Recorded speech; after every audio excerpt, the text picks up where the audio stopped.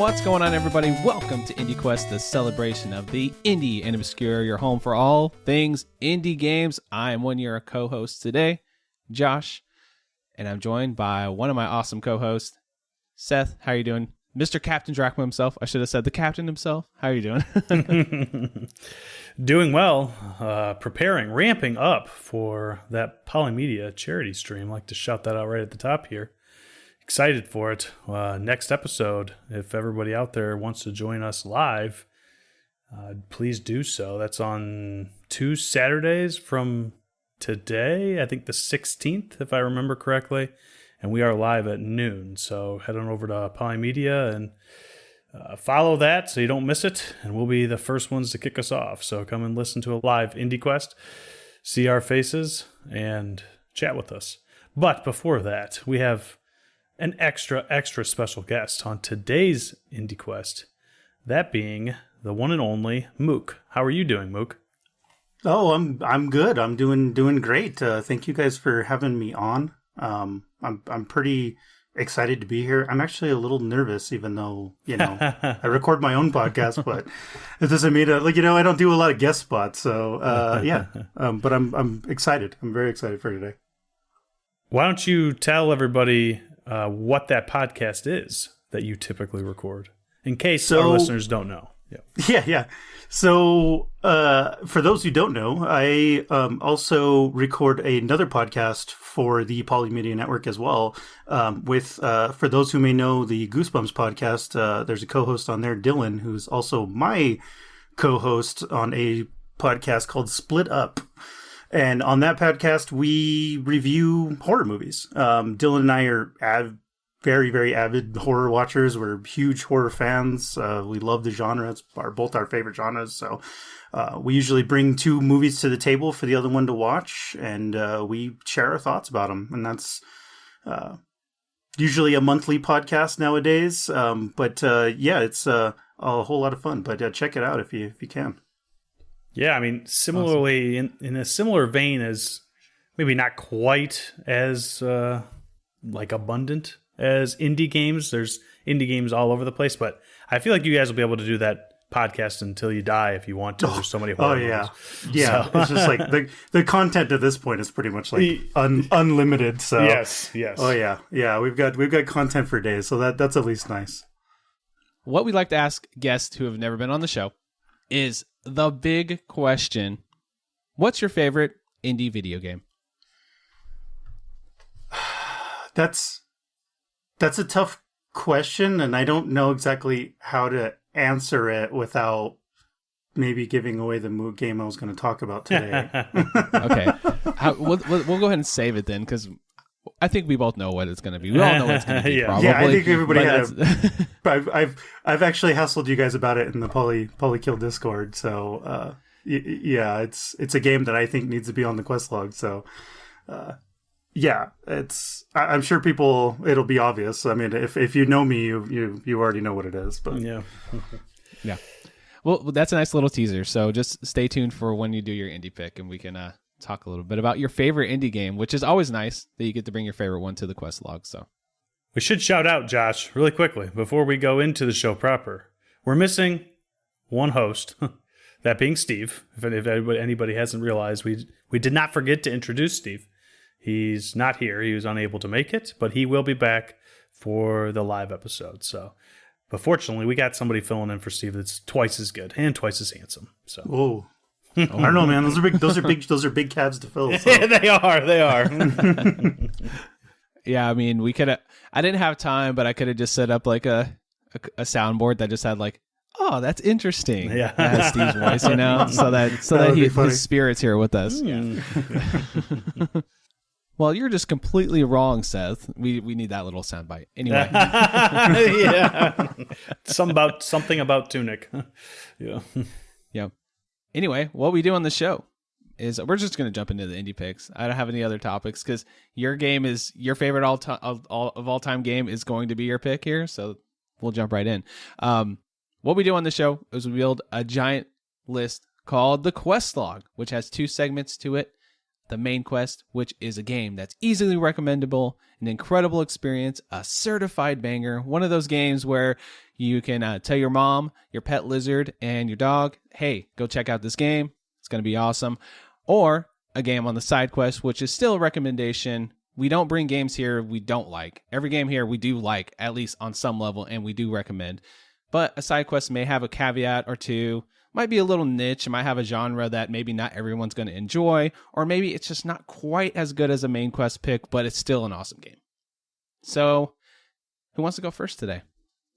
I think we're going to actually sandwich Mook in the middle here. I think it's between Seth that sounds and good. myself. I got to get hyped up for it. Yeah. So. Yeah.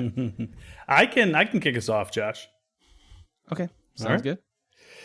All right. So normally when I'm going through and deciding what indie game to bring to IndieQuest, I'm either perusing my Steam library or perusing Steam in general, or, oftentimes I'm excited for something and I'll play something that released recently. This time I was actually perusing the PlayStation Store, which is a new thing for me. And I just want to kick it off by saying, man, it is so much easier to filter things in Steam than it is in the PlayStation Store. Like the filters are not overly intuitive. I feel like I can't just find indie games. It's like, oh, do you want action? Well, yes, but I don't need Just Cause. I need indie stuff. But Just Cause and the 75 DLCs for yes, Just Cause. The DLC thing is terrible. I hate it. But that's neither here nor there. I did end up finding a game on PlayStation because sometimes I want to play on TV. So I did end up finding a game that I was like, this seems interesting. It doesn't have a whole lot of reviews, and I even looked at it on Steam, and it doesn't have a whole lot of reviews. That game is called Tensei. Tensei. Tensei, as in Shin Megami Tensei, but leave off that Shin Megami. I highly doubt you guys have Spell heard. it again. Tensei. And then I would just put game after it because it's going to come up with Shin Megami Tensei everything. Yeah. Okay, I found it. Okay. So, this game released on March 25th, 2024. So it is a this year release. It was developed by Project Pegasus, and it's on PC, Switch, PS5, the Xbox Series, whatever, and actually on the Apple Store. I have not, well, I have an iPhone, a work iPhone. My personal is not an iPhone. I have not seen how it would play on cell phone or on iPad, but I imagine it would be pretty fun there. I mean, we'll get into it, but I think it could be a pretty good time handheld like that and with a touchscreen. Overview of this game. It is a Japanese-style Zen climbing and or jumping game. So, that doesn't tell you a whole lot. Have you guys looked at a couple screenshots? Can you see what this looks like? Yeah, it reminds me of Mook-ami a little bit. Thank you, Josh. I love that because my very first presentation, Mook-ami-like art style. Japanese painting. I think they call it wood etched painting or something like that.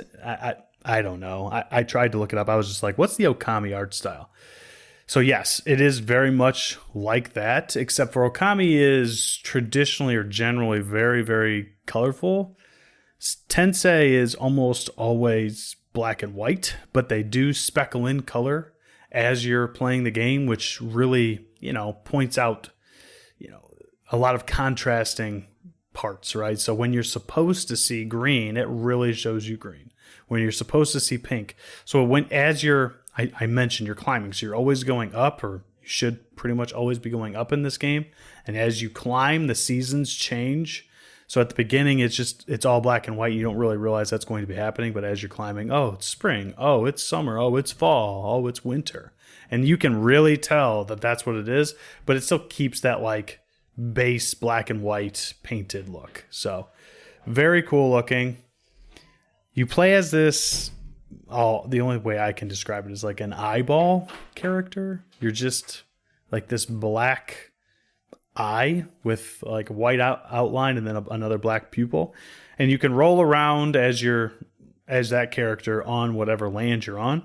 But you can also jump, and you're triple jumping. So you can actually do triple jumps, and you can actually climb along things. But before we get into what the gameplay actually is, like imagine that that's what your main character looks like. You will change. You can actually change and start to look like other animals when you jump. So your first jump, you're going to be a butterfly, and then you might be a butterfly for a couple jumps. And then, once you land and then you jump again, you might be a rabbit this time or a frog. So you can change in a lot of different animals. It doesn't really matter what animal you are. They all do the same thing. They all have the same jump height. It's just for kind of that artistic flair, I suppose. Music. Only a couple songs in this game, and as you can imagine, they are very chill, very soothing, slow guitar, very, I don't know how else to describe it other than like Japanese sounding.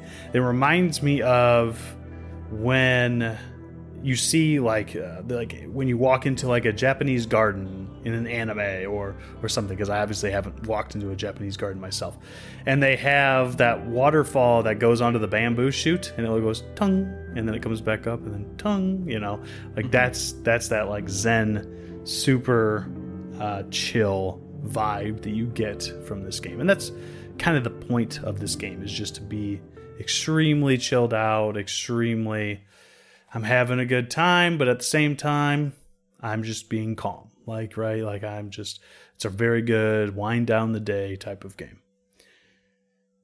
There is no story. Not going to have to talk about that. You don't know why you're doing anything you're doing. And honestly, that's not really the point. As I said, it's just a very soothing experience. Before I get into how this game plays, do you guys have any questions about anything I've discussed so far, how the game looks, or how it sounds? So far, I'm just questioning, what's the goal of the game? Is it just to get higher and higher? I guess you're going into gameplay in a second. So, yeah. Besides that, is this very much like the Zen Garden in The Office, where you're like drawing little like pathways? Does it have that kind of feeling as you play it? That's what it makes me think of. Yeah, I think it kind of does, because to answer your question, I am getting into gameplay anyway. Yes, the whole goal is just to get as high as you possibly can. You can die, but at the same time, it doesn't really, like death. Yes, you do go back to the beginning when you die, but it's just such a Zen experience that you don't really feel all that bad about it. And I think that's the point. If when you die, you are like, oh, and you're frustrated, then you really shouldn't be playing this game, right? Like it's just there to be like very Zen and not make you upset about gaming, right? It's the anti Dark Souls. Like, I'm not dying over it doesn't say you died up on the screen and frustrate you, right? It just resets you back to the beginning and you start climbing again. Is it the beginning of the level, or is it the beginning of like the entire game, or is there beginning of the entire game? Oh, the entire game. Okay. So it's almost a roguelite in that way, although it's very, very loose roguelite. But you don't, if you make it up 500 meters, for example, you don't get to like checkpoint at 500 meters. You have to go as high as you can in one run. And if you die at all in that run, you reset right at the bottom again. You start over. There is a topic, like the description says endless. Is it a game with an end, or is it more a high score chaser where you're like, okay, this time I'm going to get up to 175 meters and the next time maybe 200? Is there like an actual end goal for the game? I was concerned when I first started playing it, Josh, that when it said endless, that there was no end. And I'm here to say that there is an end. You can get credits. So they lied to us. Yes, kind of. It's very weird. I'm very happy that they lied to me. I will say that after you get credits the first time, you then never get credits again, and you just climb and climb and climb as high as you can go, right? So in that way, it is endless. But there is an end state where you get to a certain height. I'll spoil it because it doesn't really matter. It's 10,000 meters. So you climb up 10,000 meters. As soon as you hit 10,000 meters, credits start rolling. On your next playthrough, you can break through that 10,000 meter barrier, and then there's like extra stuff that you discover after that that's worth discovering.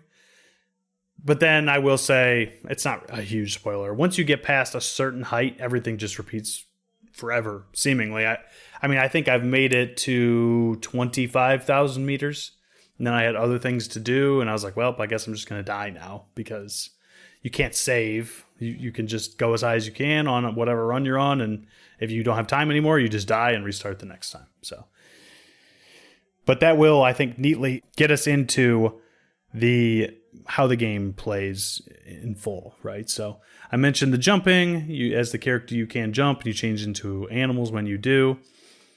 There are like pillars or rocks that you can see as you're jumping, so everything's just kind of floating in the space around you. It's a 3D space.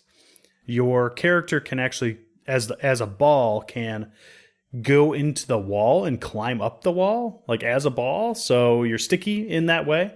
So you don't have to worry so much about landing, like precise platforming. As long as you think you're going to hit a floating object, you should be good, right? So it's not too bad. It's not extremely punishing in that way. The only thing I will say is maybe a minor drawback is that draw distance, that perception that, of depth is not great. So sometimes I would just miss because I thought it was closer than it actually was.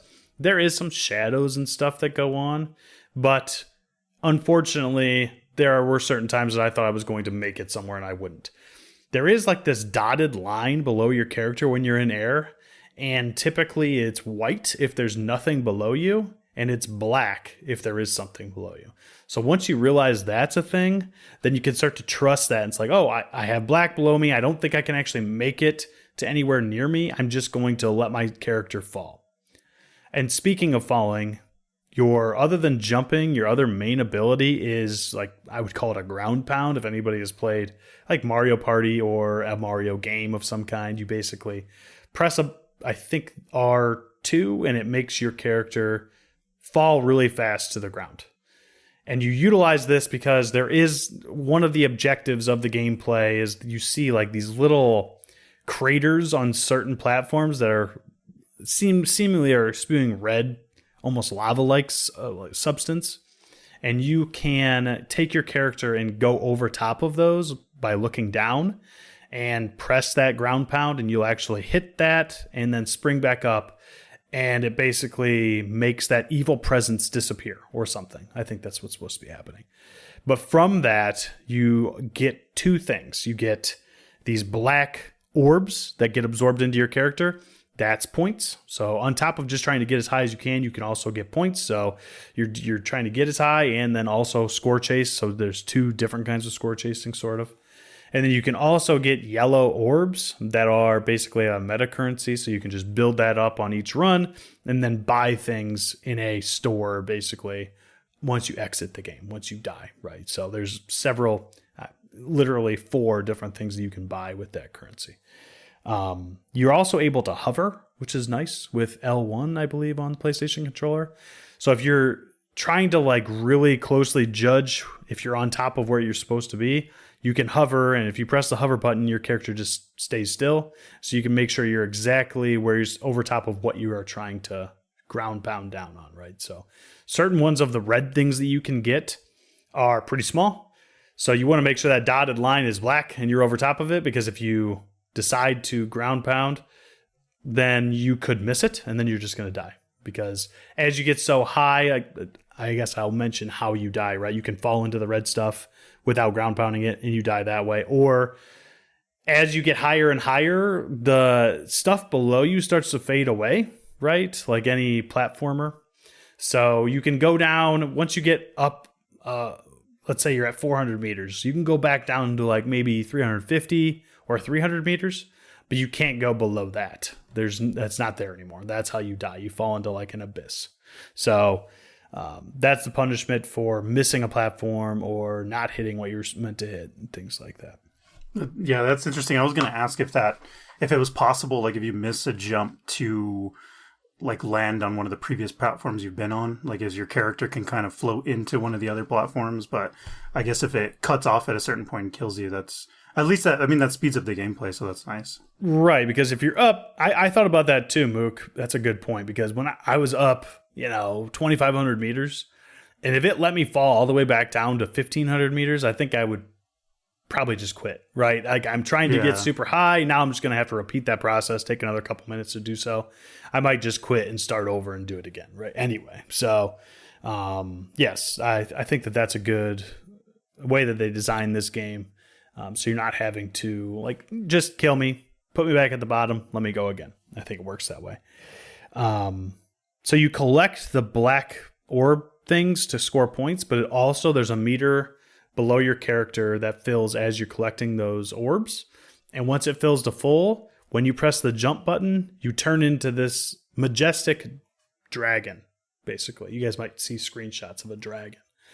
And that dragon, you can move around and go wherever you want within the world. You can go down even some too, but if you press circle, which is the jump button, you can just continuously press the jump button and just catapult yourself up. Usually you can get a few 100 meters as the dragon.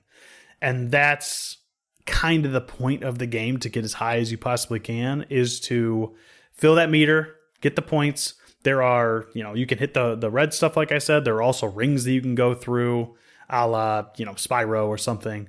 You can just send your character through those rings and get those points that way. Fill that meter up, get as many points as you can, become a dragon, and shoot yourself up as high as possible until that meter, expires. And then do the same process over again. Collect points, become a dragon, go up. And that's kind of the loop, the repetition that you're going to feel as you play. The cool thing about the dragon is if you go by any red spots as the dragon, it automatically collects them. So you don't have to worry about trying to ground pound as dragon. You just collect all the red stuff around you. It just kind of absorbs into you as you're skyrocketing upward. So, another couple little notes here. I mentioned that there's a shop. You can buy red and white gems. Red gems allow you to fall on the lava-like places once without dying. White gems allow you to fall to your death once without dying, and it'll just reset you back to where you were. So there were each worth 25 of those yellow gem crystal things that you can pick up as you're playing.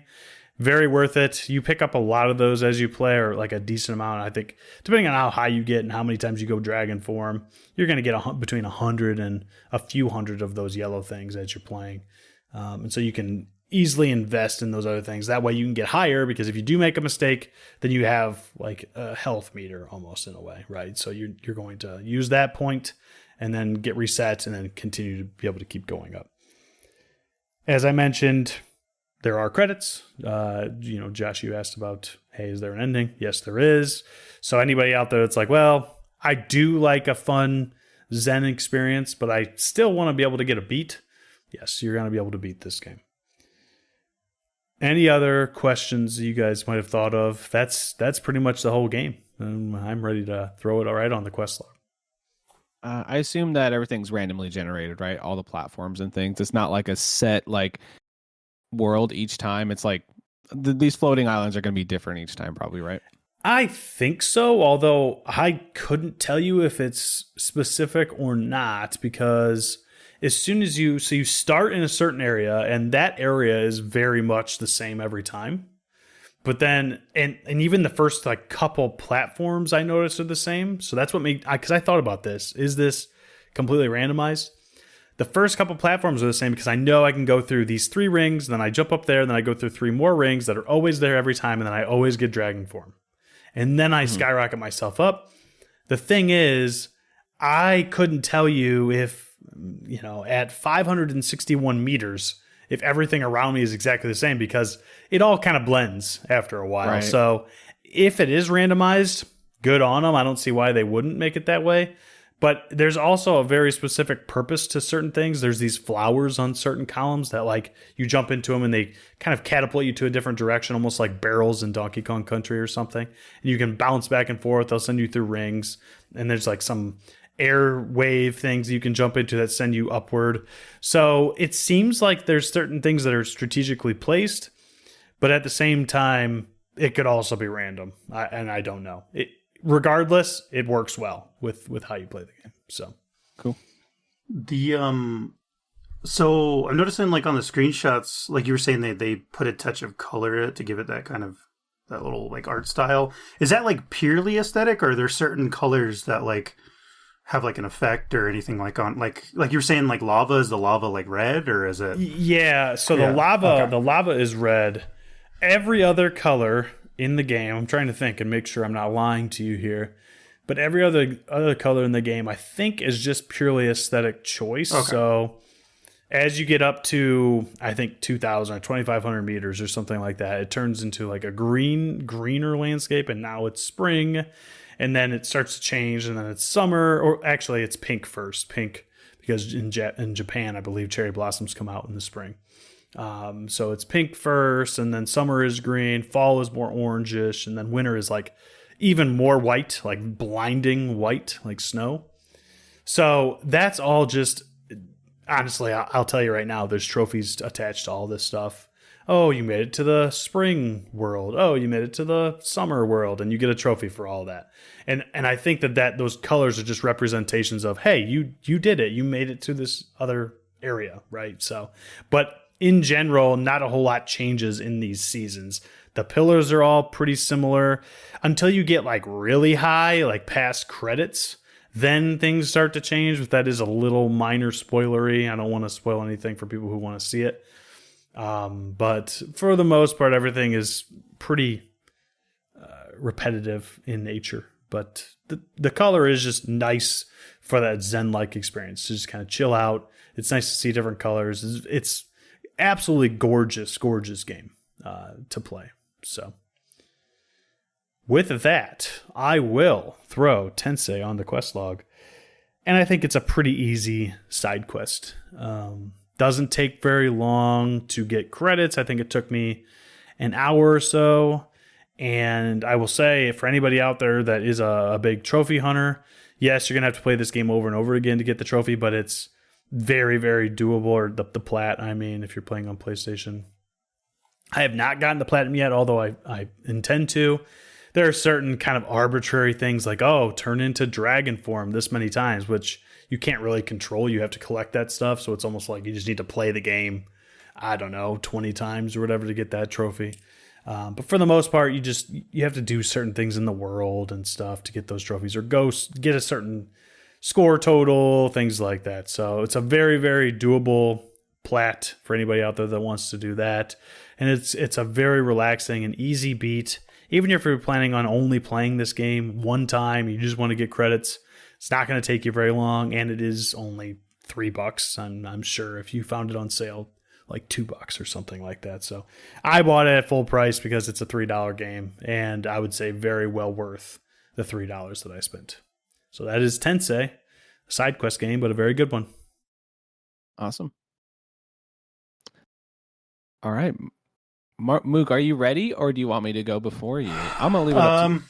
No, I can go. I think I'm ready to go. Okay. I'm cool. I'm jazzed up here. So so my game I brought, I mean, I don't even, there's not even really a reason to build up to it. I brought Hotline Miami. Anyone who knows me knows that this is probably, it's inching its way up to being one of my favorite games of all time. It is just a game I fell in love with. I love it. It's my favorite Devolver Digital game. It's my favorite indie game. To answer your question earlier. But yeah, it is by far my favorite indie game that I've ever played. It is absolutely fantastic. So the Hotline Miami is a 2012 game developed by Dennaton Games, specifically by mostly by two gentlemen. Jonathan Soderstrom, I think, is like the main guy that devved it. He kind of has done a lot of like short beforehand. Before this game, he had done quite a few short games, I think, maybe on like Itch and stuff like that. Or I think it was a Game Maker, I think he used to use to build his video games in and stuff. But him and another guy named Dennis Whedon, I don't know. I think they're Swedish or something. So I don't. Who knows how to I don't know how to pronounce their names, but either way, Dennaton Games, and it was published by Devolver Digital, so it marks off Seth's quest for getting all the Devolver Digital games on. Appreciate that on the show. So heck yeah.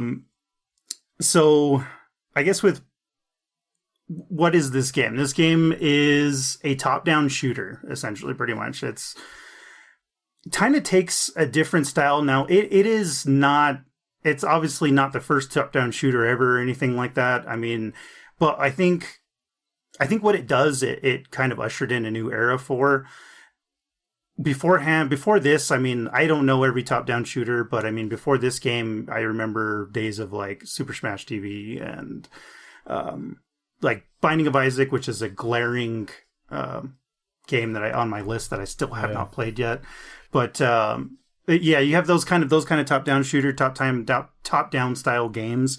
What this game does specifically is your character is you basically go around from room to room. You're giving one big map. You can only see kind of a section of it, but you can kind of look around, and you go from room to room, clearing out rooms. And you have to kill every enemy to clear the room. And either you'll move on to another section of the level, which is like a whole new. You'll go up like a staircase or something, and it'll take you to a new level, or you'll complete. Usually there's more than one that you have to go through to a different section of the game.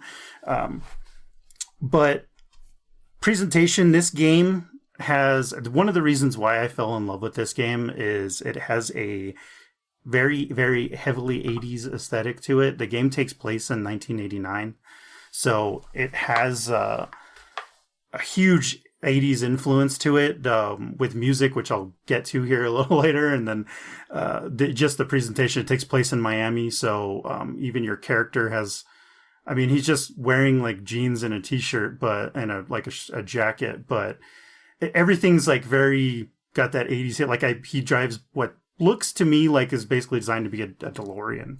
Yeah. So yeah. You might have been going to get to this, but it really reminds me a lot. And you were talking about different top-down shooters, but I feel like it borrows a lot from every screenshot I've ever seen, because I have not had a chance to play this game. It is sitting in my library, and I plan on playing it soon. Yeah, I guess I should have asked that if either one of you guys had played this yet. it reminds me a lot of the original Grand Theft Auto. I think right.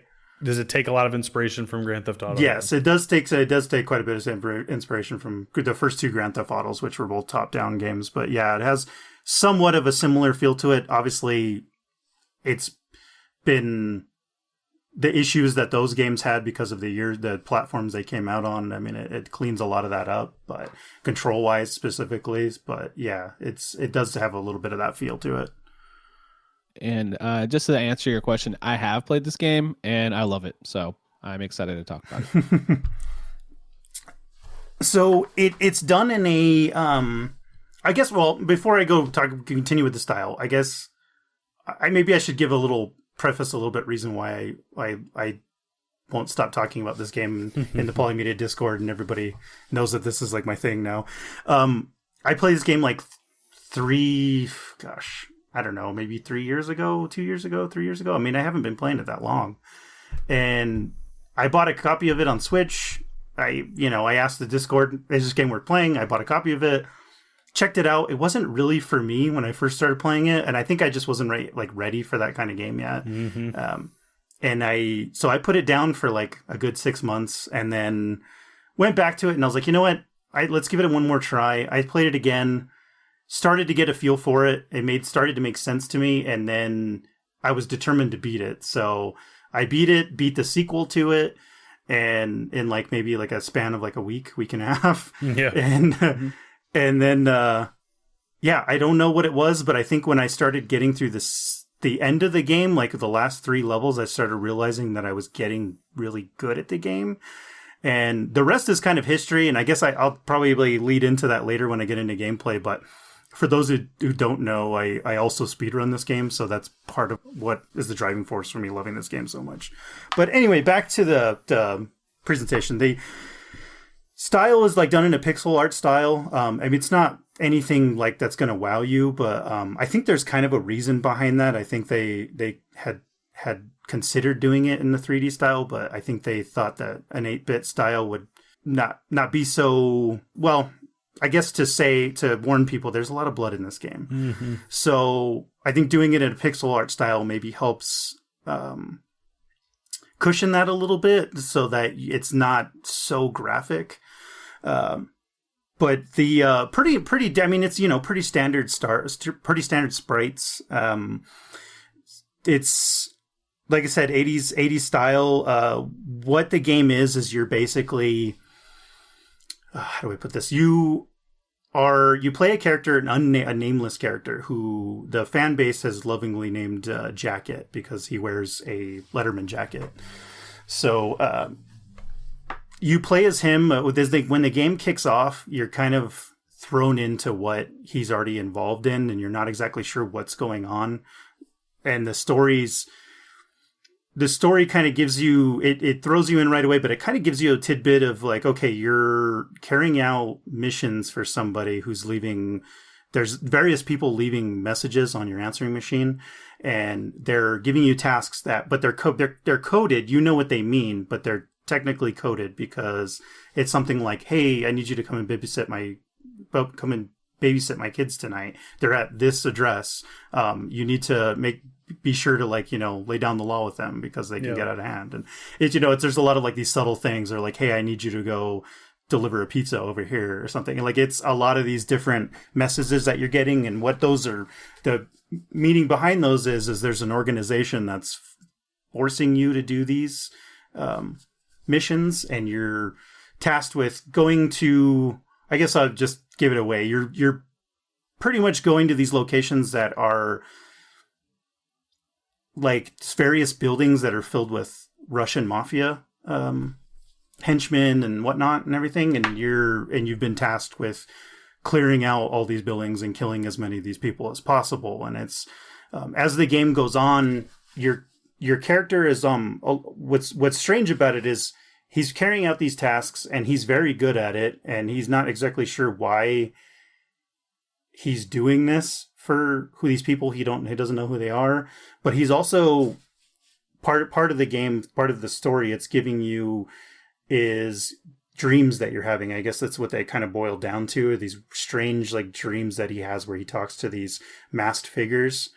And I think they're like a horse, one wearing a horse head and one wearing an owl head, and they're talking to you and they're questioning you as to why you're doing the things you're doing, why you enjoying murdering people, and what your reasoning is. And so they're kind of your voice of reason, and like that, the game has been kind of cited for its anti-violence message, even though it is a highly violent game. But that's the inner meaning behind it, and that's why those characters are in there, is they're giving you like, what is the point of all this? Like, why do you want to do all this? So it has like a little bit of like an anti-violence message laid into it, but kind of reminds me actually of, and Josh can speak to this, but Katana Zero, it seems similar to that that vibe, right? Yeah, like it's very a little bit, not sure why I'm doing what I'm doing, or like Sonomy or something like that. Like there's a lot of shared DNA between those games because Hotline Miami is a very like one hit kill type of game, and same with Katana Zero. So it's like there's DNA there for that. I feel like maybe the creator of Katana Zero was inspired by Hotline Miami in some respects when they made that I game. could see that. Yeah. And as far as everything else, like you don't really have a heads up, a HUD or anything for your character. Mostly you're just the only thing that's really shown to you while you're completing missions is a points counter. So this game does like record points that you get for doing various things like killing, stringing hit combos together. So if you kill so many people, in a row within like a second or second and a half time limit, you'll string a combo and stuff. And then there's combos for different types of kills and things like that. But it gives you a point counter there, and then after you finish each level, it gives you like a combined score of those points. So you'll get things like for how many kills you got and how many combos you put together, how much time you used, which kind of leads into the speedrunning aspect, is that the less time you use to complete a level, the more points you'll get for that. And then you get a grade at the end of each level that will, from like A+ all the way down to, I want to say C- or D. I want to say it's maybe D, I think, is like the lowest grade that you can get on each given level. Okay. But yeah, it's you're kind of playing for high score. The score doesn't really matter in the end because you move on no matter what. But I think that this game lends itself well to speedrunning in that way. But I think this game can be played both ways. Like you can play this slow. When I first played it, I played it very slowly. Like I almost like stealthy, because you want to, there's a lot of guys patrolling rooms. There's certain stationary characters, and you got to figure the door's on one side and the character's sitting on a couch on the other side of the room. So you got to figure out, well, if I open the door and shoot him, I'm going to alert the other guys that are in the stage. So how do I kill him silently without alerting the others? Or am I going to be able to just kill him and then fend off the others as fast as I can? But I mean, it's a mix. I think you can play this game either way and still complete the game. I don't think it pushes you to try to be as fast or as aggressive as you want to be, or as you can. It lets you kind of choose that for yourself. You just have to be very cautious when you're playing slowly. There's weapons in the game that you use. I mean, obviously he can use his fists, but his fists are really for knockdowns. And he also has an execution that he can do too. So if you knock someone down, you can actually, there's a button press that allows you to get on them and kill and execute them. And but the weapons you get they range from melee to obviously gun to guns as well. So there's like shotguns, machine guns, handguns. You've got bats, swords, different types of swords, knives. There's even like throwing weapons. I mean, every weapon can be thrown, which is kind of helps you playing the game, because you can even throw a gun when you run out of ammo and knock someone down with it. There's definitely a lot of option there with the weapons, and it really gives you a lot of freedom with what you want to do. Is there I love my dodge mechanics. Is there a dodge mechanic, or are you just evading gunfire as best as you can? No, yeah. So this game, I noticed in predecessors, like games that really took a lot of its influence, some of those games do have like a roll button and a dodge button, stuff like that, or even bullet time has been integrated in certain games. But this game does not have that. You are really... You're utilizing not just your weapons, utilizing the space around you. It's really about strategizing the level. I mean, there's a look function where, like, if you're standing in one section, you can't see the entire level, but there's an actual button you can hold down where he won't move, and you can look forward a little bit and see other areas of the room where it'll extend the screen over for you. So it's really about strategizing how you're going to take out each individual little room and take out each character. I mean, the dodge is really just about how fast you can be with the controller. Like, can you move fast enough to get behind a wall or a door while someone's shooting a shotgun at you so you don't get hit? And it is somewhat one-hit kill. If you take a direct hit from most weapons, you will die instantly. I've noticed that if you take like a piece of like a shotgun shot of the spread, like it can harm you, but it won't kill you instantly. But that's very rare that even happens. So most of the time it is a one-hit kill game. So if you die, you are starting that room over, which is nice. So like if you play one room and you clear out the entire room, it moves you up like either a staircase or a door that moves you to a separate section of the building, and that loads a new room to clear out. You die in that room, you won't start at the very beginning. It just starts you over right there. And the nice thing about that, it is, I think you guys said Katana Zero. It's somewhat similar in that regard of like when you die, it's very instant that it resets. It doesn't ask you if you want to do anything. It just pops you back over where you started at again, which is nice. It makes for a really quick like gameplay feel, especially if you're playing quickly. Let's see. So I guess that's most of gameplay. The controls, I think, feel some of the best for this style of game, top-down shooter, at least from what I've found. Like I said, I haven't played every top-down shooter. I do have some huge misses that I'm still missing, like Binding of Isaac, that I need to check out. But everything that I played that was a predecessor of Hotline Miami, that I just wanted that feel again, has not felt the same. I mean, obviously a lot of games integrate other mechanics into them to try to separate themselves from this, but I have not to date found a game that I think feels as good to control as this game. Now, it's crazy because I was reading stuff about this, some info about this game, and some people did early reviews complained about the controls in this game, but I don't know. I don't find that to be, for me at least, an issue. Like, I picked up the controls really easily in this game. I mean, on controller, depending on the controller you're using, it can almost be, there's no change to pressure sensitivity or anything like that. You get what you get with the game. Yeah. You can't change that in the options. So there are certain controllers that I've played with where it almost like overcorrects too fast. So you kind of have to get a feel for it. And like playing mouse and keyboard as well, which is an option for me, feels a little too fast. So I prefer to play on controller. You've been drawing comparisons to Binding of Isaac. If you think that this game controls quite well, I'll just warn you now about Binding of Isaac. That is like a completely different control experience. It's a different. Yeah, I would say maybe like a Gungeon almost, right? Like for like a snappy top-down type of game. Gungeon. Yeah, honestly, I think. Yeah, I think like I was kind of like hard pressed to try to think of a game before this game that felt the way this game did, but it's kind of looking at a list of games that over the years that are this style. It's like almost like this game popularized this style of top-down shooter. So like, yeah, I think like everything that you find that plays that controls similarly to it is something that came after it. So it was definitely a heavy inspiration on the genre.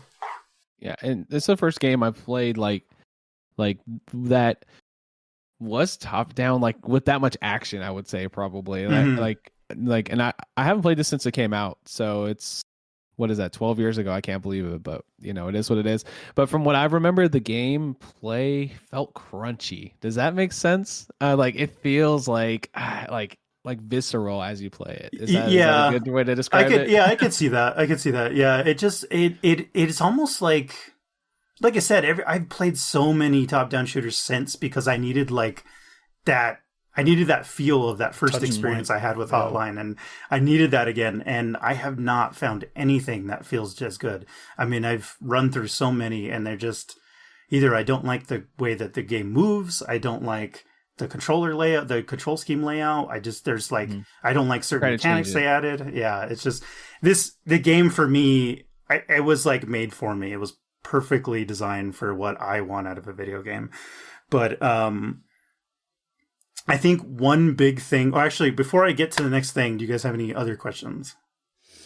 I'll just say, you mentioned that when you started playing this game that you weren't quite sure if it was going to be for you. That is very, very much in line with my initial feelings about Enter the Gungeon. And then once you get into that game, and I had the exact same thing. You were like, I want to beat it. I really just want to beat it. And then once you did, it started to click, right? That was the exact same way it was for me with Gungeon, right? So similar experience there. Also, two fairly challenging games, right? So just cool that we had a similar experience. Yeah, and it's funny too, because like you guys said, I do agree that Gungeon does have a somewhat similar feel with how it moves, and I have played a bit of Gungeon. I've probably put a couple hours into it. I need to actually sit down and run through that game, but it's crazy even playing Hotline, not being in Gungeon. It was it feels similar, but I am out of my element in Gungeon, man. Yeah. There's so much going on. I mean, it's Hotline, yes, there is a lot of characters to fight, and certain rooms can be enemy filled, and you've got your work ahead of you of clearing out a room. But I mean, Gungeon is a whole different level of bullet hell madness. Right. So that's definitely one I need to really buckle down and play through. But moving on to the next thing is the soundtrack. So I really want to emphasize the soundtrack in this game, because this, for me, besides loving everything about this game, I think what helps make this game so fun and so playable, and what really grabs you about it, is the soundtrack. This soundtrack is done in a synthwave, retro wave. They almost even created a genre called retrowave when this game came out. I think this, around the same time, there was a movie, Drive, that came out that had similar music and almost kind of has a similar plot line a little bit. Not exactly similar, but it has similar a similar feel to how that movie plays out. But this was like that, and that movie was 2010, so like they were right in that era of like this synthwave thing started becoming a thing. But the majority of the soundtrack is or actually all the soundtrack is that it's multiple artists that were combined for it. I think they used a few existing songs, but there are also other artists that signed on to actually create music specifically for this game. It all has a very different feel to it. There's some songs that play a little slower. There's some songs that are more upbeat, but they all feel like they belong in this game. Like they all, it's strange. Like playing the game, seeing the aesthetic it has, and then hearing the vibe of like the music. Even though the music's like has, you know, that synthwave is like almost like a techno kind of feel, but it has, I don't know how to explain it, but it does feel like techno music you would have got out of the 80s. But it also feels modern at the same time. I don't know how to explain that, but it has something that works for both eras, where the time it came out with, it was fresh, but you could see it existing in that world that this game it takes place in. Yeah, there's the music is a huge reason what kept me interested in this game, and each level has a different song that goes to it. So a huge soundtrack for the first game. I think it's like 22 tracks that it uses. I mean, there's tracks for the menu, your group menu where you get your grade. There's tracks for the scenes in between. In between levels, you play some scenes where they don't really have any bearing on anything gameplay wise. They're really just for like to tell the story of the game, where you go into like convenience stores or into like pizza places or something and you interact with one character. But there's different music for that. There's each like I said, each level, there's just the menu music, there's everything has like a different song to it, and they all feel like they belong to me. Like they're all just very they just hype you up, man. Like it just, I don't even know how else to say it, but I just, even now, like having played it so much, I actually loaded the game up today just to refresh myself, and like you always like find yourself like head bobbing as you're playing it, because some of these songs are just, I mean, this is one of the first games besides like Castlevanias and some of like the stuff that I'm really specific game like franchises that I'm into, that I was actively listening to the soundtrack outside of playing the game. And that kind of like, I'm like late to the party here, but that ushered in my like wanting to listen to video game soundtracks. Like I had certain games that I wanted to listen to, like Final Fantasy stuff, even though I'm not really into those games, but I love the music. But like this, I was like, I had to like listen to the soundtrack all the time. And I still do to this day. I mean, I have a whole playlist that's just this soundtrack. So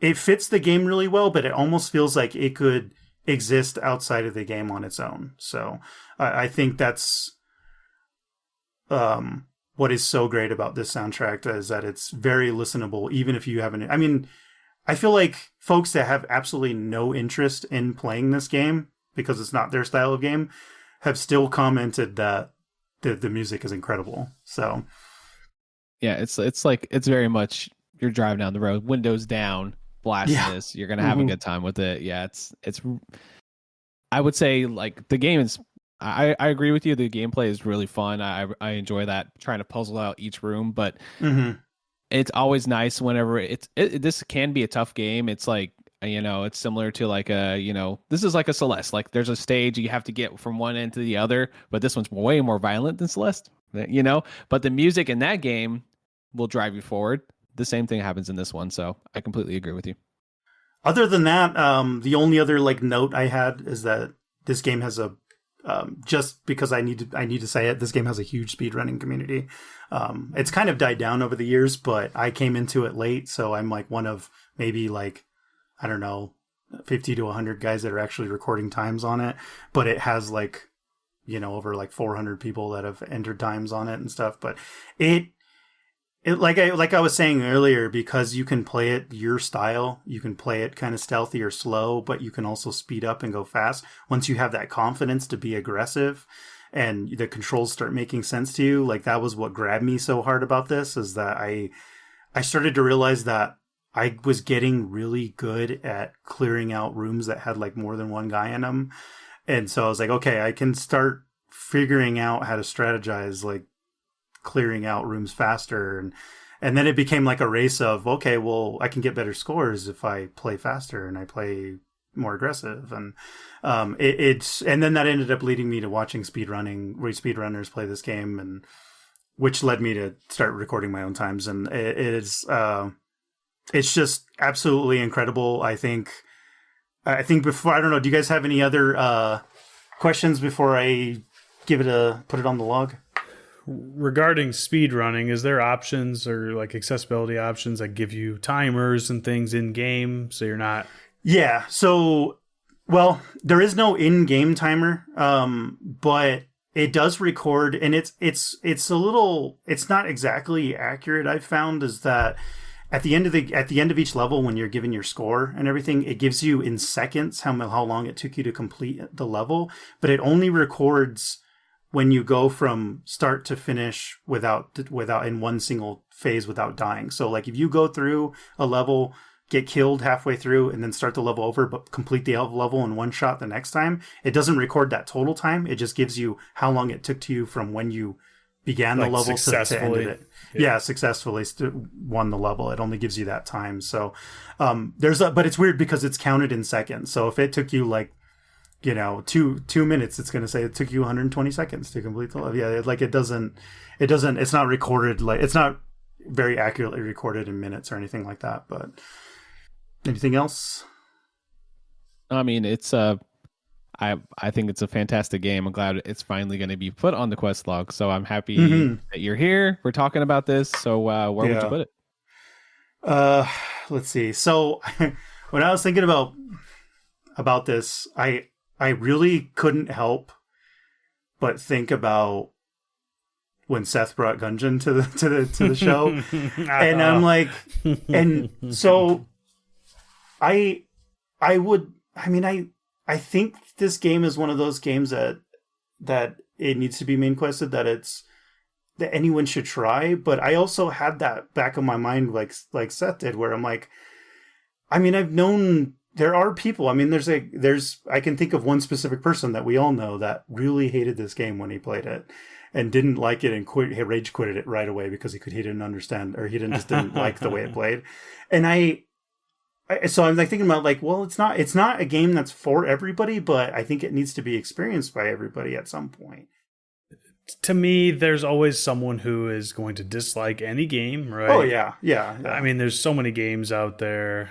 On a recent episode, I talked about Groon, which is related to Outer Wilds. There are so many people who can't get through Outer Wilds just because it's just not their jam. Yeah. But it doesn't mean it's not main quest worthy, right? Yeah. The only reason I said that about Gungeon when I did is because there's just a very significant chunk of people that are going to find Gungeon too hard and just bounce off it. So I don't know if that's the case with Hotline or not, right? But yeah, I think it does have that chance for certain people, I think, where you can bounce off this really hard and just decide that it is not for you.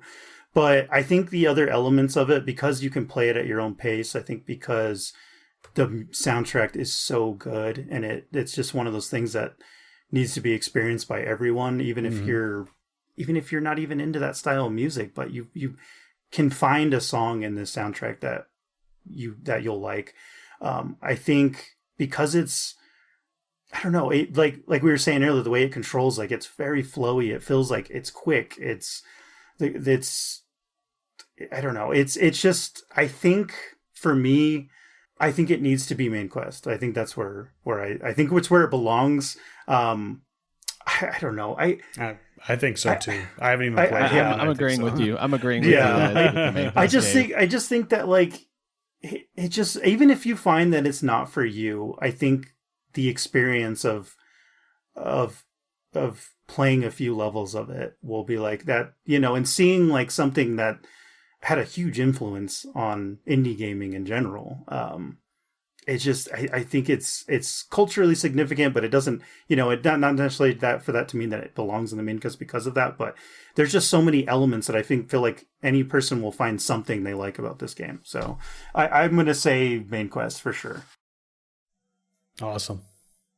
Yeah, I agree. And if the gameplay is not for you, the art style, the setting, and the soundtrack will probably be for you. There's going to be something about the game that you're going to latch onto and enjoy, I think. So Yeah. yeah. And it's cheap all the time. This game's like constantly less than $5, I feel like. Yeah, So, yeah, you can find it. It's on everything. It started out on PC and then they ported it to just about anything. So, I mean, it was PS3, PS4, PS5. You can get it on. You can even get, like I said, you can get on Switch. I mean, it's just about anything modern. It's that was made after 2012. You can get it on. So, cool. Yeah, awesome. I am super happy that it is finally on the quest log. This has been a huge omission for a long time. Yep. Right where it belongs. Yep. Well, I can't follow that too much, but I do have a game I'm going to bring to the quest log today. You guys excited to hear about it? It's going to be a complete tonal shift. But hey, I'm always excited to hear what you bring, Josh. Okay, there's a game that so they had a free weekend for this game recently. I guess it's been about a month ago, maybe 6 weeks ago. The game's called, and I tried it out and enjoyed it, so that's ended up buying it. But the game's called Kingdom 2 Crowns. Have you guys heard much about this game? Yeah, I know the name, and actually, I think I know this game because of you, because I've heard you talk about this game before. So in the Discord, I think so. Yeah. All right. So this is okay. So the thing about this game is I've seen it around, and I would always get confused. Like, what's the first game? What's the second game? What's the story? Like, is this a huge, like, from looking at it, it's a 2D game, and I'll describe the presentation and stuff in a minute. But I was kind of confused. Like, is this a big RPG? Like, I need to play like the first, the second, and third, like, to know the storyline, or what? So what I ended up doing is I jumped into Two Crowns, which is actually the third game in the franchise. The first one is Kingdom, and then the other one is Kingdom New Lands, which is kind of like a remake of Kingdom. And then Raw Fury bought this franchise and kind of made it into what it is now, which is Two Crowns. And then Two Crowns is kind of like their platform now that has DLCs that come out periodically. And the answer to my question was no, it is not a continual story per se. You play a 2D side-scrolling management simulator game. It is gorgeous pixel art. It's probably some of the best pixel art I've ever seen, like, period. Like, the most beautiful pixel art you can possibly imagine is in this game. Like, every little trick they can possibly pull off for pixel art, they do in this game. So I'll start saying that, yeah. I mean, I'm looking at screenshots, and something that I don't feel like a lot of pixel art games do is really good reflection in water. You know, holy moly. I noticed that right away too. Yeah, it's just incredible. It's almost like AAA reflections. I mean, it's just reflecting other sprite work, but it is so incredibly good how these reflections look. Yeah, and it's like, this game is pretty much like, oh, you think it's going to look, it can't look any better? Oh yeah, watch this. You know, I feel like every time you play. So the basic premise is you play as a monarch on a mount, which is usually a horse, but you can get different mounts, which I'll get into later. And the whole idea is you're building up this kingdom throughout daytime, and then at nighttime there's this group of monsters that come out from these portals on either side of the map called the Greed, that want to steal your money and steal your crown and destroy your kingdom, basically. So it's very much that tower defense thing where you start off in the center of the map. Well, first off, you start off with the crashed, like a shipwrecked ship. You start there, and then you try to find where like the kingdom center is, which starts out as a base camp. And then you kind of like get money as you're playing. You can find little chests to start off to get some gold coins, which is the main currency. And then you hold like the A button by the area that needs to be upgraded, and it'll cost a certain amount of currency, maybe like 2 or 3 at the start off. And then it'll do like a little settlement, and then that settlement will turn into a castle, and it gets bigger and bigger. And the idea is you're trying to build walls on either side, and then hire different characters that you can find that are like vagrants throughout the civilization around the castle to come over to the castle. You can hire archers, you can hire gardeners, and various things to survive the night each night from this species or genre of monster that looks like these little purple dudes that will steal your coins. I played this game entirely in co-op, which was interesting. I've been kind of looking for something for me and my partner to play like consistently, like, you know, a game that we can both learn and understand and have a good time with. And it's this game. I'll just go out and say this game will just suck your time away. Like you'll just sit there and you'll play 10 hours, not even realize. Like that's the type of game because that loop is so addictive. But it's the way the co-op works is up and down split screen. So it's just basically that panorama, like focused on each section of the screen. Works perfectly fine in co-op. What's nice about it is, well, let's say one side of this area gets destroyed, the other person can be on the other side building up too. So you guys can work together on each side of the castle, which is really nice. And another thing that's cool about co-op is the way that you lose a run, quote unquote, is you lose your crown. So basically you'll have this satchel full of coins, and if the coins start to run out, the greed can actually hit you, knock your crown off, steal your crown, and then you lose for that map. What happens there if you have two players is you can actually survive. If the other person can survive, they can buy your crown back. So it kind of gives you like another little incentive to keep that run going. The whole goal of each map is to, first off, build that ship back up, try to survive long enough to get that ship back up to go to the next area. And then after you do that, the second goal is to eventually enter the portal with a bomb and blow up the greed like center heart basically on each island. Okay. So, and there's various ways you can do that. You can basically, what I find the best to do is try to get some income coming in. You have the guy at the castle that you can give him money to like put in the coffers, and he'll give you like interest every day. You can hire gardeners that will garden everything, and then you can just basically run by them, and they'll just like be full of coins and give you a ton of money to like buy more things. If you have enough bow and arrow guys out there that are fighting a lot, they'll get coins as they destroy the greed. And so basically you have to have the currency coming in, build up these areas to be secure and defend yourself the best you can.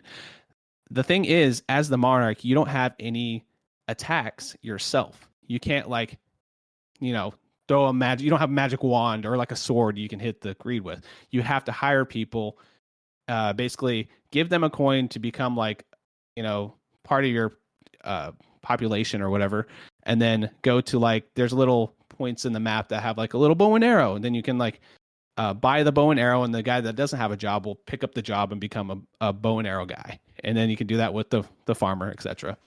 It's kind of like you said, the monarch can't really attack. It's that sounds like chess in a way, Mm-hmm. right? Like Yeah, your kinda, king, sorta, yeah. Your king is not the one who's going to be doing a lot of the attacking, right? Or a lot of like you are supposed to protect your king. You have all your units go out in order to actually do the damage to whatever you need to do, right? So yeah, pretty much. And there's other layers to it. So that's a basic premise. So you want to try to kind of build an engine to have enough income to come in to build up your fortify the walls, and then the walls usually will have like a turret tower you can put like bow and arrow guys on, or you can build like a trebuchet that can shoot fire bombs out, things like that. Later on, once you build that ship and you get off that land the first time, say you're probably not going to defeat the greed your first pass on each of these lands. You're just going to try to survive as long as you can, go to the next area. When you go to the next area, the way they add challenge to it is they have little mini portals on the way to the big portal on the other end that will have more greed coming out. So you have to figure out how to destroy these portals before you get to that big portal at the end. So they just adding a little layer of challenge each map that you go to. Another cool thing you can do is change your mount out to have special abilities. So the monarch does have some attacks, kind of, because you can get, for example, find a lizard that has a little flame attack that can like shoot a little bit of fire in front of him, and the greed will run over that fire and die, you know.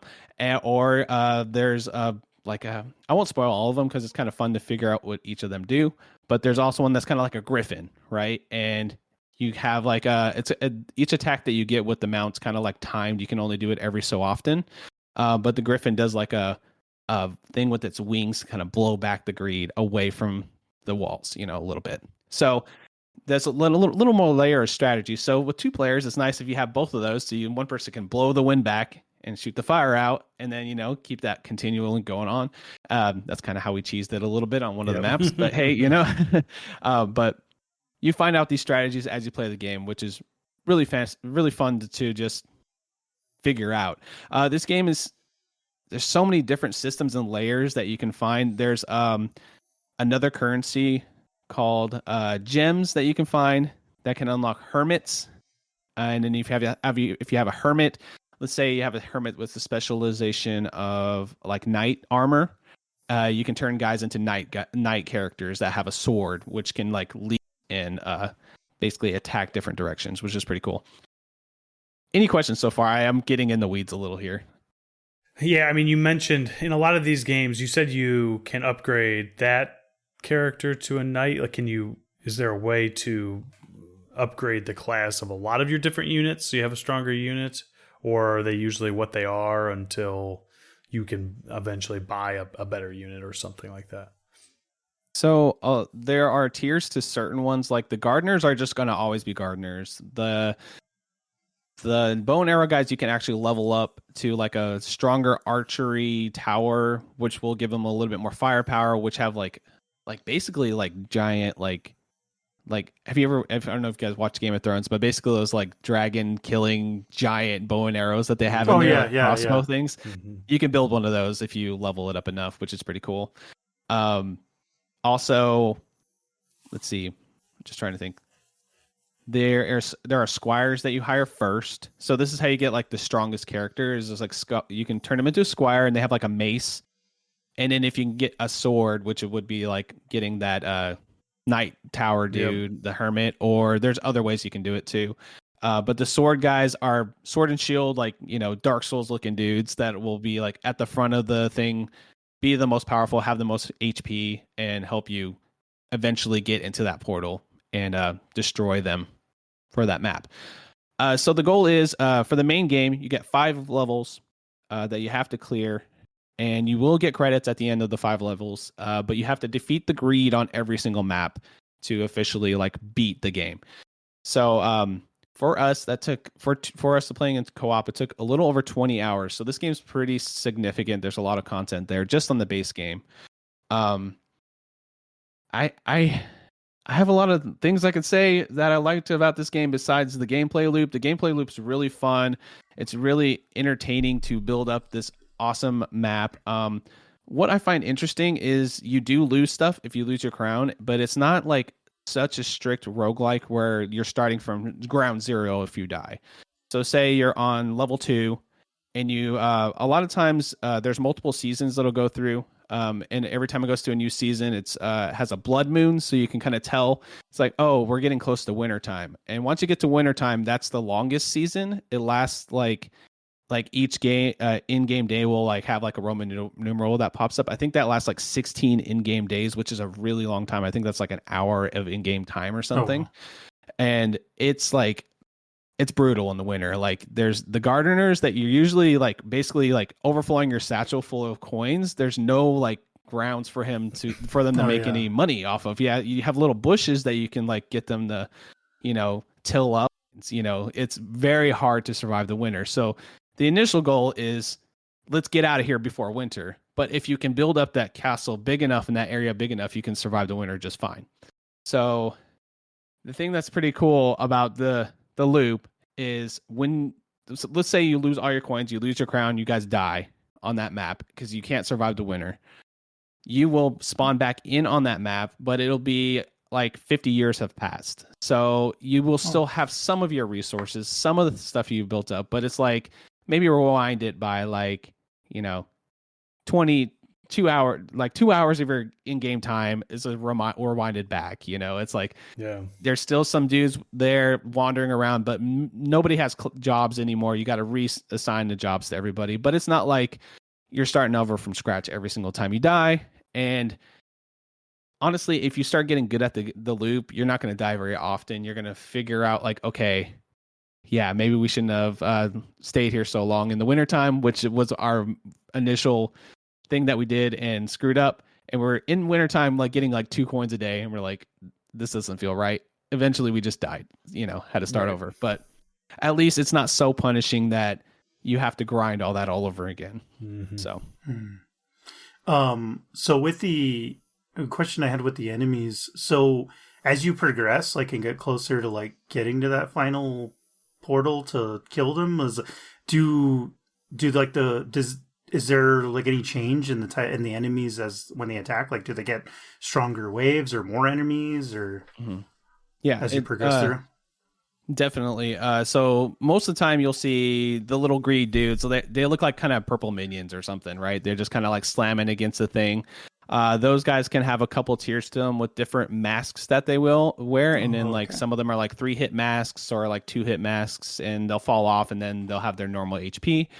And then occasionally, once in a while, you'll get like the music will actually change and you'll start seeing some new characters you've never seen before from the greed, same color and everything, but they're like kind of like 3 blocks tall. They're like a little bit bigger than you on your mount.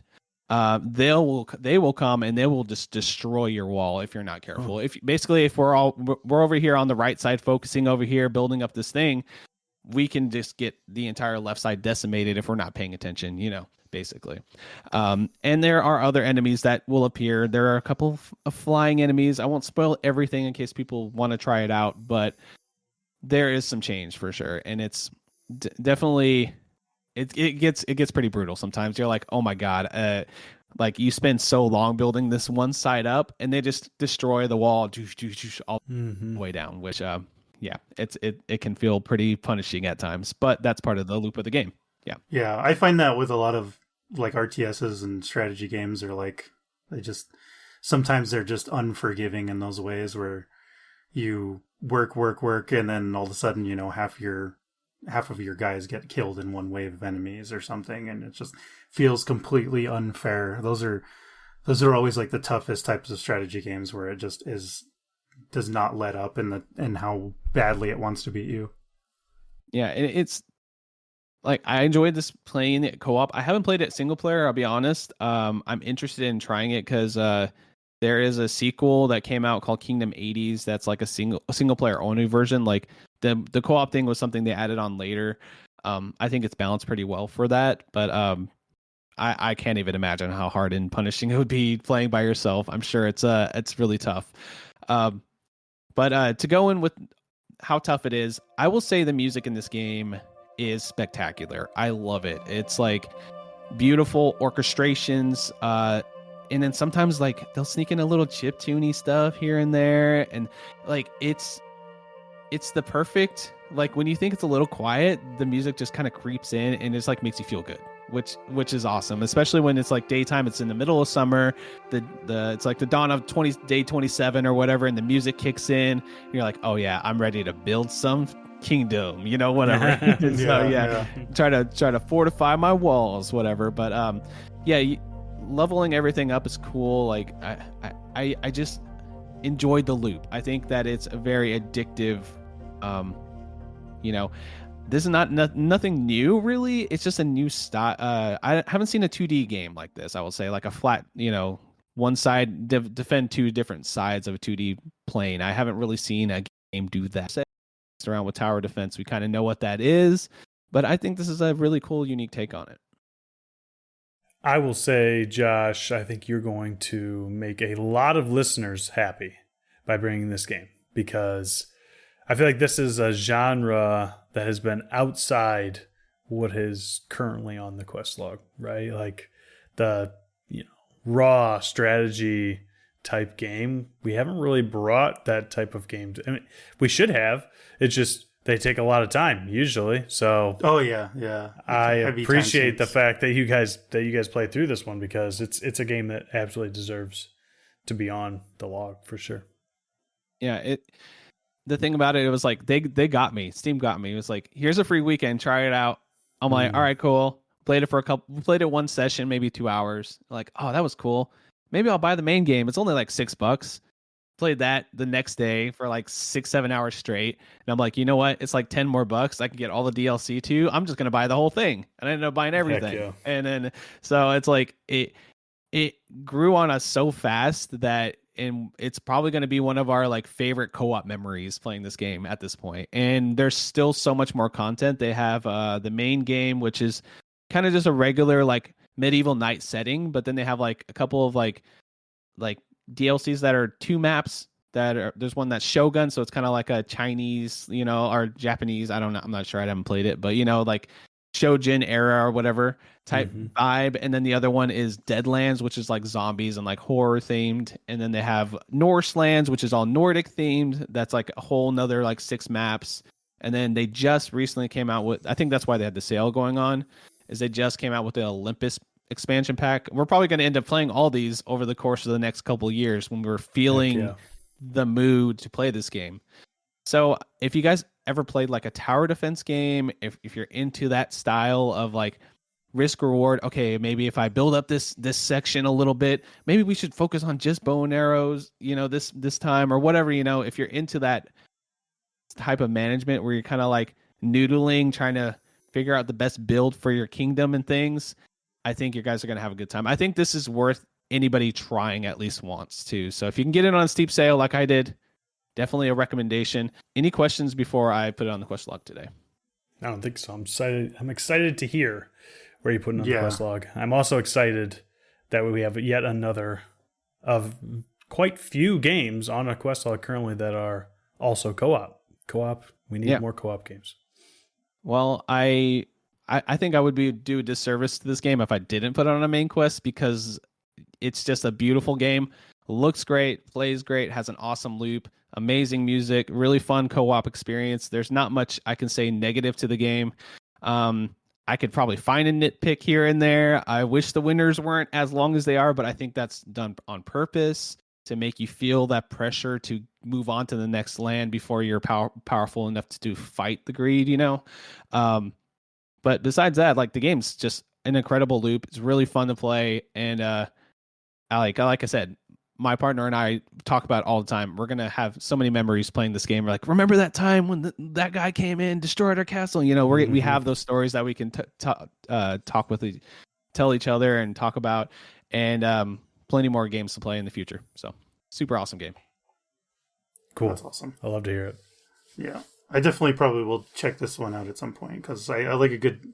Our strategy games aren't like a huge genre for me, but I do like them. They're not something I'm completely oblivious from, so I do enjoy a good strategy. So, but I love the way this one looks from what I can see on the screenshots, and it definitely looks like something. Like you said too, the 2D aspect is definitely something you do not see from the genre very often. So I think that's really cool.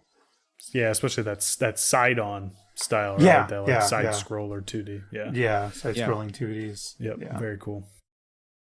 Yeah, and it's just like it's one of those games where it's like, I think I know the systems, and then they add a couple little things on top, and then you learn a new layer to that system, and then you just keep doing that and repeat, and that's the best thing about a strategy game, right? So, and to me, it's not my normal genre. Like, me, I like my action games, or like cozy games, really, if you're gonna put me into 2 buckets.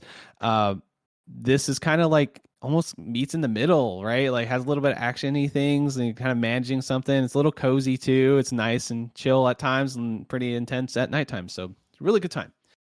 All right. So we had Tensei. Mm-hmm. I think I pronounced it good enough. Yeah, you did. That's a side quest game. And we had Hotline Miami, which is a main quest game. And then we had Kingdom 2 Crowns as a main quest game. I think that's a solid 3 very different types of games today. Yeah. Which is really awesome. Yeah. So, all right. Well, I think we're wrapping up the show today.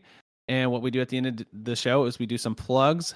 I'm actually going to throw it to Mook. Go ahead and plug everything you do online and let people know where they can find you.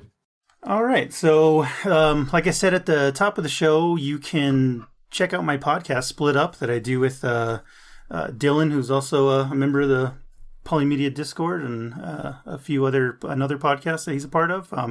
reviewing horror movies and just talking about what we love about them and why we love them. So definitely check that out. It's should be just on just about everything. It's on Buzzsprout and Apple Podcasts, Podchaser, or whatever. I don't know all the names of all of them, but it should be on all of them. Spotify. Yep. Yeah, Spotify. There we go. Yeah, Spotify, I guess. Yeah, and all those. So, and Amazon, because that's the one I use. So I made a point of making sure our podcast is on Amazon. Awesome.